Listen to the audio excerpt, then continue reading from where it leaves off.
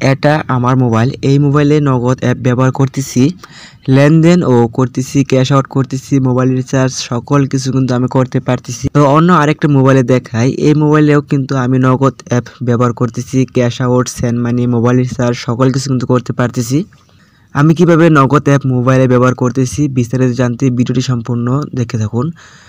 তবে আমরা যারা নতুন করে নগদ অ্যাকাউন্ট অ্যাপে লগ ইন করতে যাচ্ছি তাদেরই কিন্তু এই সমস্যাটি হচ্ছে। আগে থেকে যাদের মোবাইলে নগদ অ্যাপ লগ ইন ছিল তারা কিন্তু নগদে সকল ধরনের লেনদেন করতে পারতেছে।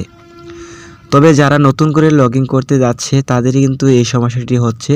নগদের এক নোটিশে বলছে ফরেনসিক নিরীক্ষা হবে, তারপর নগদ অ্যাপ ঠিক করা হবে। নিরীক্ষা হলো কোনো প্রতিষ্ঠানে আর্থিক লেনদেনের বিস্তারিত খতিয়ে দেখা, যার মাধ্যমে জালিয়াতি, অনিয়ম ও এসব সুবিধাভোগীদের খুঁজে বের করা সম্ভব।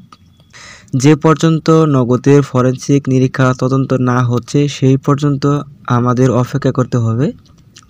আমরা যদি নগদের পিন পরিবর্তন করে ট্রাই করি তাও কিন্তু আমাদের নগদের এই সমস্যাটি দেখা দেবে। ডিভাইস আপডেট বা অ্যাপ আপডেট করি তাও আমাদের এই সমস্যাটি হবে।